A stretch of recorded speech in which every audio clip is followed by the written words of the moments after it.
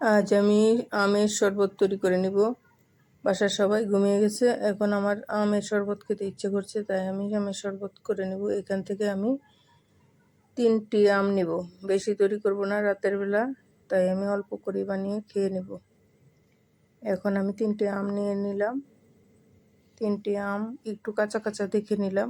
আমগুলো অবশ্য তো তেমন একটা কাঁচা না, তারপরে আমি এখান থেকে 3টা আম বেছে নিলাম। একা একা শরবত খাওয়ার আনন্দটাই অন্যরকম। আমের শরবতটা একটু স্পেশাল করে তৈরি করব।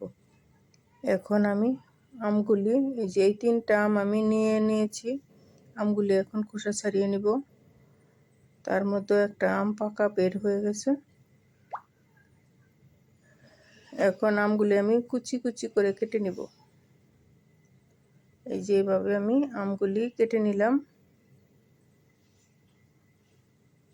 আমগুলি কেটে নিয়ে তারপর সাথে আমি যা যা দিব তা এখন আমি দেখিয়ে দিচ্ছি। আমি নিয়ে নিলাম 4টি কাঁচামরিচ, তারপর নিব এখানে 5 চা চামচ চিনি, 1 চামচ 2 চামচ, তারপর দিব 3 চামচ,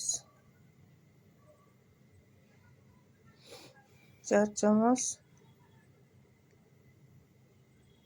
5 চামচ। 5 চামচ চিনি দিলাম, খুব একটা বেশি চিনি দিব না। আর এখানে আমি 4টা কাঁচামরিচ নিয়ে নিয়েছি, এগুলি আমি দিয়ে দিব। এখন আমি এইভাবে কুচি করে নিয়েছি আর দিয়ে দিলাম সাথে লেবুর রস।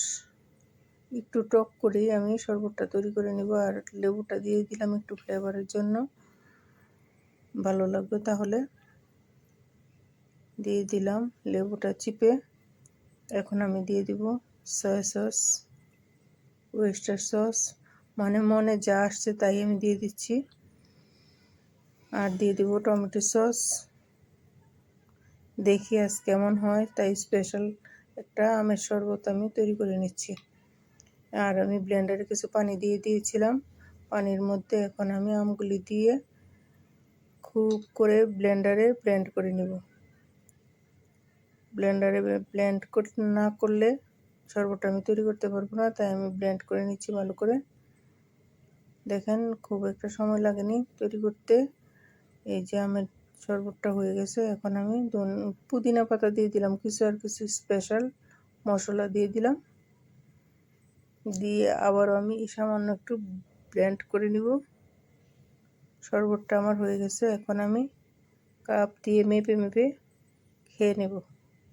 এখন আমি 1 কাপ এখানে ঢেলে নিলাম। দেখেন শরবতটা কত সুন্দর দেখা যাচ্ছে। আরও শরবত এখানে জগের মধ্যে রয়ে গেছে, এগুলি আমি খেয়ে নেব, তা না হলে আবার নষ্ট হয়ে যাবে, তাই আমি খাবো। আর এখানে আমি শরবতটা নিয়ে নিলাম। শরবতটা ভালো লাগলে অবশ্যই লাইক কমেন্ট শেয়ার করবেন।